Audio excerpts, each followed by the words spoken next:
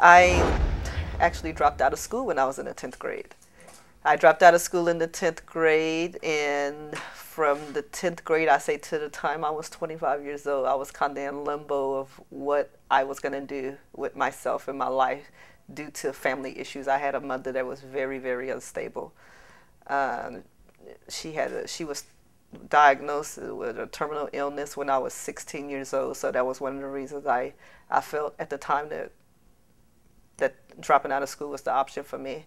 And I was a teenage, and after I dropped out, shortly I got pregnant, so a teenage mother at 17.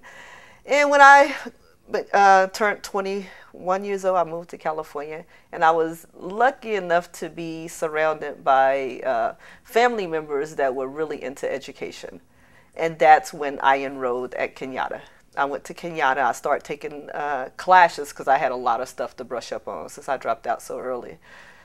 From there, I start really trying to figure out what I was going to do, because when I was 21, 22 years old, I was working at a law firm in the mailroom, and I hated it. They had us wearing uniforms that I hated. And from there, it pushed me into really exploring what was out there, what path to go down. And I went to the library. I went to the library first. What really got me into entrepreneurship, I answered an ad from a Caldwell Banker. It was a Caldwell Banker ad. And they took me through the process of what it's going to take to get licensed as a realtor.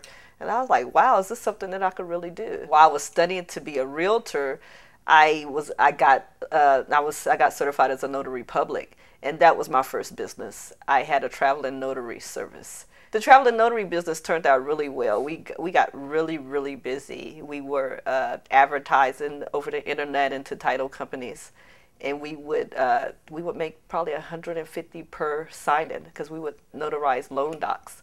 And we had a telephone, we paid a service to answer the calls, and they'll route the calls to us. It was called Traveling Notaries. And once we got our license, we got really busy, and we started making much more money then. So we let the notary service go. And my second year, when I got my license, I joined Century 21 Alpha Pacific in East Palo Alto. My second year, I got top producer. Fortunately, we met a lot of good realtors that were able to mentor us, and I was with a good organization. But we knocked door to door every single day for 3 days a week, and we did this consistently until our business picked up. Since '97, I have always made six digits more a year, which was really, for me, for a girl dropping out of school and then going back at such a late age, because I went back to school when I was 21 years old. That was a really, really big accomplishment for me, because I never knew and never even thought about making that type of money. And especially I come from my mother she passed away when she was 35 years old. So I come from a background, she was one of 10 kids.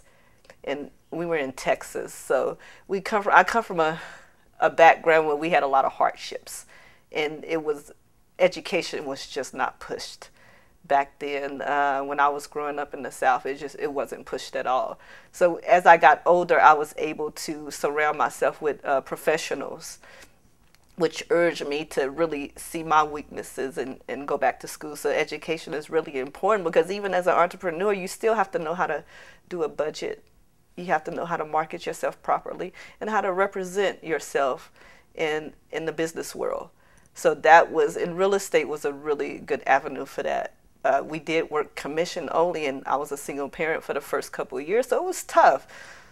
But it was really rewarding, and I was able to help elevate myself and my family, which was really good. Ask questions. Don't be shy to ask questions. Somebody's doing something that you truly want to do, whether it's an attorney, whether it's a doctor, whether it's a realtor or a CPA. Call them. Ask them if you could tell them, if you could intern. And I guarantee you, more than likely, people always need help. They always need volunteers. So volunteering, that was really what got me into the door. And then another thing is be a go-getter. Be a go-getter. Identify what you want. Write out a plan. And work on it. It could be a long-term plan. I wrote out 3 plans when I when I was studying for real estate. I wrote out a short-term plan and a long-term plan. And I'm still actually 10 years later working on my long-term plan. But you have to be able to see it, visualize it first. And an entrepreneur too, you have to be flexible because things don't always work out the way that we would like them to work out sometimes. So you have to be flexible as an entrepreneur, and you have to be able to change with the business climate. And that's one thing I have learned these last 2 years, because the real estate field was really good, and it changed the last the last 2 years. So I had to learn how to be flexible, which was really eye opener for me, and it helped me to develop more skills. So that's what I would say: is just stay determined, find good mentors, write out your plans, what you want to do, and be aggressive.